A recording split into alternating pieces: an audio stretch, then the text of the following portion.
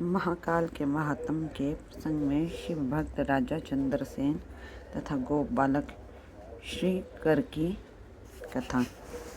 सूची कहते हैं, ब्राह्मणों भक्तों की रक्षा करने वाले महाकाल नामक ज्योतिर्लिंग का महात्म भक्ति भाव को बढ़ाने वाला है। उसे आदर पूर्वक सुनो। उज्जैनी में चंद्रसेन नामक एक महान राजा थे, जो संपूर्ण शास्त्रों के तत्वज्ञ, शिव भक्त और जितेंद्रिय थे। शिव के पार्षदों में प्रधान तथा सर्वलोक वंदित मणिभद्र जी राजा चंद्रसेन के सखा हो गए थे। एक समय उन्होंने राजा पर प्रसन्न होकर उन्हें चिंतामणि नामक महामणि प्रदान की, जो कौस्तुभ्य मणि तथा सूर्य के समान दीप्यमान थी। वह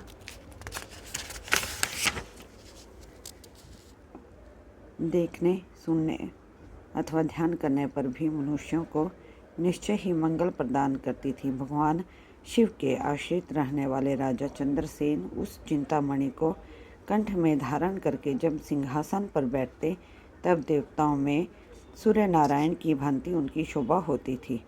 नृपश्रेष्ठ चंद्रसेन के कंठ में चिंतामणि शोभा देती है, यह सुनकर समस्त राजाओं के मन में उस मणि के प्रति लोभ की मात्रा बढ़ गई और वे क्षुब्ध रहने लगे। तदंतर वे सब राजा चतुरंगनी सेना के साथ आकर युद्ध में चंद्रसेन को जीतने के लिए उद्यत हो गए। वे सब परस्पर मिल गए थे और उसके साथ बहुत से सैनिक थे। उन्होंने आपस में संकेत और सलाह करके आक्रमण किया और उज्जैनी के चारों द्वारों को घेर लिया। अपनी पुरी को संपूर्ण राजाओं द्वारा घिरी हुई देख राजा चंद्रसेन उन्हीं भगवान महाकालेश्वर की शरण में गए और मन को संदेह रहित करके दृढ़ निश्चय के साथ उपवास पूर्वक दिन रात अनन्य भाव से महाकाल की आराधना करने लगे। उन्हीं दिनों उस श्रेष्ठ नगर में कोई ग्वालिन रहती थी, जिसके एकमात्र पुत्र था। वह विधवा थी और उज्जैनी में बहुत दिनों से रहती थी। वह अपने 5 वर्ष के बालक को लिए हुए महाकाल के मंदिर गई और उसने राजा चंद्रसेन द्वारा की हुई महाकाल की पूजा का आदर पूर्वक दर्शन किया। राजा के शिव पूजन का वह आश्चर्यमय उत्सव देखकर उसने भगवान को प्रणाम किया और फिर वह अपने निवास स्थान पर लौट आए। ग्वालिन के उस बालक ने भी वह सारी पूजा देखी थी तथा घर आने पर उसने कौतूहलवश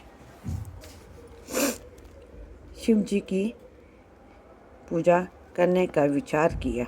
एक सुंदर पत्थर लगाकर उसे अपने शिविर से थोड़ी ही दूरी पर दूसरे शिविर के एकांत स्थान में रख दिया और उसी को शिवलिंग माना। फिर उसने भक्ति पूर्वक कृत्रिम गंध, अलंकार, वस्त्र, धूप, दीप और अक्षत आदि द्रव्य जुटाकर उनके द्वारा पूजन करके मन कल्पित दिव्य नैवेद्य भी अर्पित किया। सुंदर सुंदर पत्तों और फूलों से बारंबार पूजन करके भांति भांति से नृत्य किया और बारंबार भगवान के चरणों में मस्तक झुकाया। इसी समय ग्वालिन ने भगवान शिव में आसक्त चित हुए अपने पुत्र को बड़े प्यार से भोज के लिए बुलाया, परंतु उसका मन तो भगवान शिव की पूजा में लगा हुआ था। अतः जब बारंबार बुलाने पर भी उस बालक को भोजन करने की इच्छा नहीं हुई, तब उसकी माँ स्वयं उसके पास गई और उसे शिव के आगे आंख बंद करके ध्यान लगाए बैठा देखा। उसका हाथ पकड़कर खींचने लगी। इतने पर भी जब वो ना उठा, तो तब उसने क्रोध में आकर उसे खूब पीटा। खींचने और मारने पीटने पर भी जब उसका पुत्र नहीं आया, तब उसने वह शिवलिंग उठाकर दूर फेंक दिया और उस पर चढ़ाई हुई सारी पूजा सामग्री नष्ट कर दी। यह देखकर बालक हाय हाय करके रो उठा। रोष से भरी हुई ग्वालिन अपने बेटे को डांट फटकार कर पुनः घर में चली गई। भगवान शिव की पूजा को माता के द्वारा नष्ट की हुई देख वह बालक देव देव महादेव की पुकार करते हुए सहसा मूर्छित होकर गिर पड़ा। उसके नेत्रों से आंसुओं की धारा प्रवाहित होने लगी। 2 घड़ी बाद जब उसे चीत हुआ तब उसने आंखें खोली। आंखें खुलने पर उस शिशु ने देखा कि उसका वही शिविर भगवान शिव के अनुग्रह से तत्काल महाकाल का सुंदर मंदिर बन गया। मणियों से के चमकीले खंभे उसकी शोभा बढ़ा रहे थे। वहाँ की भूमि स्फटिक मणि से जड़ दी गई थी। तपाए हुए सोने के बहुत से विचित्र कलश उसी शिवालय को सुशोभित करते थे। उसके विशाल द्वार, कपाट और प्रधान द्वारा स्वर्णमय दिखाई देते थे। वहाँ बहुमूल्य नीलमणि तथा हीरे के बने हुए चबूतरे शोभा दे रहे थे। उस शिवालय के मध्य भाग में दयानिधान शंकर का रत्नमय लिंग प्रतिष्ठित था। ग्वालिन ने के उस पुत्र ने देखा उस शिवलिंग पर उसकी अपनी ही चढ़ाई हुई पूजन सामग्री सुसज्जित है। यह सब देख वह बालक सहसा उठकर खड़ा हो गया। उसे मन ही मन बड़ा आश्चर्य हुआ और वह परमानंद के समुद्र में निमग्न सा हो गया। तदंतर भगवान शिव की स्तुति करके उसने बारंबार उनके चरणों में मस्तक झुकाया और सूर्यास्त होने के पश्चात वह गोप बालक शिवालय से बाहर निकला। बाहर आकर उसने अपने शिविर को देखा। वह इंद्र भवन के समान शोभा पा रहा था। वहाँ सब कुछ तत्काल स्वर्णमय होकर विचित्र एवं परम उज्ज्वल वैभव से प्रकाशित होने लगा। फिर वह उस भवन के भीतर गया जो सब प्रकार की शोभाओं से संपन्न था। उस भवन में सर्वत्र मणि रतन स्वर्ण ही जड़े गए थे। प्रदोष काल में सानंद भीतर प्रवेश करके बालक ने देखा उसकी माँ दिव्य लक्षणों से लक्षित हो एक सुंदर पलंग पर सो रही है। रत्नमय अलंकारों से उसके सभी अंग उद्दीप्त हो रहे हैं और वह साक्षात देवांगना के समान दिखाई देती है। मुख से विहल हुए उस बालक ने अपनी माता को बड़े वेग से उठाया। वह भगवान शिव की कृपा पात्र हो चुकी थी। ग्वालिन ने उठकर देखा सब कुछ अपूर्व सा हो गया था। उसने महान आनंद में निमग्न हो अपने बेटे को छाती से लगा लिया। पुत्र के मुख से गिरजापति के कृपा प्रसाद का वह सारा वृत्तांत सुनकर ग्वालिन ने राजा को सूचना दी, जो निरंतर भगवान शिव के भजन में लगे रहते थे। राजा अपना नियम पूरा करके रात में सहसा वहाँ आए और ग्वालिन के पुत्र का वह प्रभाव जो शंकर जी को संतुष्ट करने वाला था देखा। मंत्रियों और पुरोहितों सहित राजा चंद्रसेन वह सब कुछ देख परमानंद के समुद्र में डूब गए और नेत्रों से प्रेम के आंसू बहाते हुए प्रसन्नतापूर्वक शिव के नाम का कीर्तन करते हुए उन्होंने उस बालक को हृदय से लगा लिया। ब्राह्मणों, उस समय वहाँ बड़ा भारी उत्सव होने लगा। सब लोग आनंद विभोर होकर महेश्वर के नाम और यश का कीर्तन करने लगे। इस प्रकार शिव का यह अद्भुत महात्म देखने से पूर्ववासियों को बड़ा हर्ष हुआ और इसी की चर्चा में वह सारी रात एक क्षण के समान व्यतीत हो गई। युद्ध के लिए नगर को चारों ओर से घेरकर खड़े हुए राजाओं ने भी प्रातःकाल अपने गुप्तचरों के मुख से वह सारा अद्भुत चरित्र सुना। उसे सुनकर सब आश्चर्य से चकित हो गए और वहाँ आए हुए सब नरेश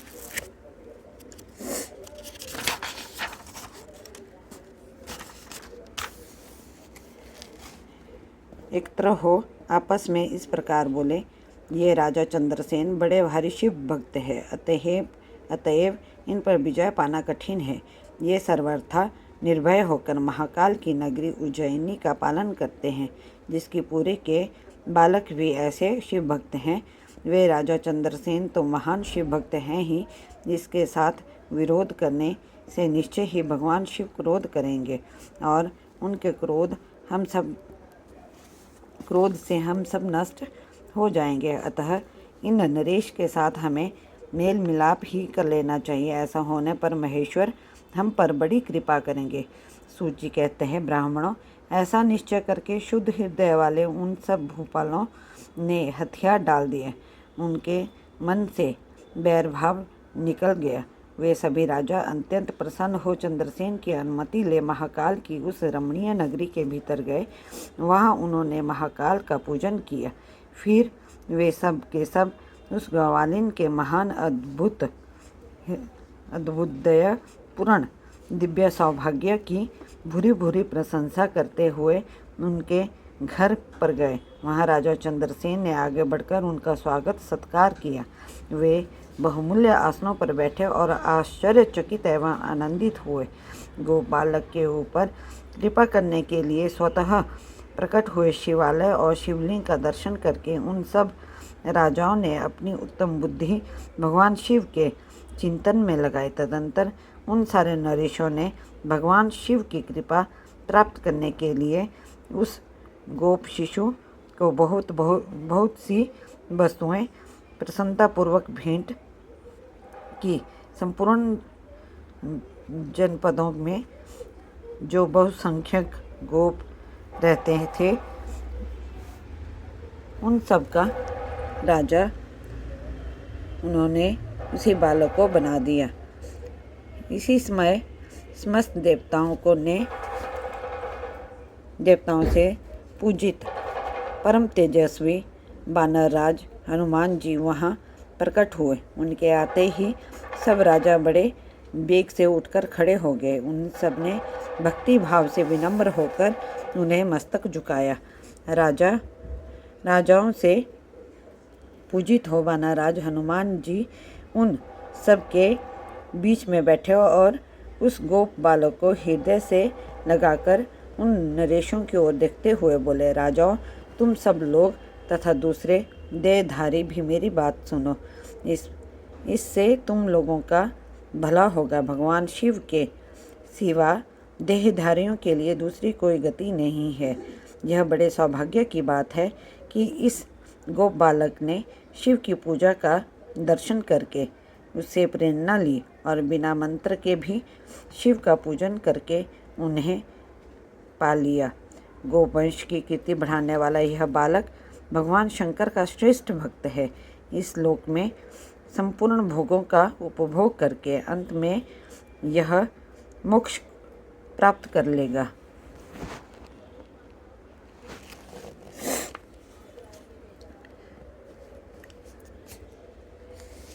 इसकी वंश परंपरा के अंतर्गत 8वीं पीढ़ी में महायशस्वी नंद उत्पन्न हो गए, जिनके यहाँ साक्षात भगवान नारायण उनके पुत्र के रूप से प्रकट हो श्री कृष्ण नाम से प्रसिद्ध होंगे। आज से यह गोपु कुमार इस जगत में श्रीकर के नाम से विशेष ख्याति प्राप्त करेगा। सूजी कहते हैं, ब्राह्मणों, ऐसा कहकर अंजनी नंदन शिव स्वरूप वानरराज हनुमान जी ने समस्त राजाओं तथा महाराज चंद्रसेन को भी कृपा दृष्टि से देखा। तदंतर उन्होंने उस बुद्धिमान गोप बालक श्रीकर को बड़ी प्रसन्नता के साथ शिवोपासना के उस आचार व्यवहार का उपदेश दिया जो भगवान शिव को बहुत प्रिय है। इसके बाद परम प्रसन्न हुए हनुमान जी चंद्रसेन और शिकर से विदा ले उन सब राजाओं के देखते देखते वहीं अंतर्ध्यान हो गए। वे सब राजा हर्ष से ने भरकर सम्मानित हो महाराज चंद्रसेन की आज्ञा ले जैसे आए थे वैसे ही लौट गए।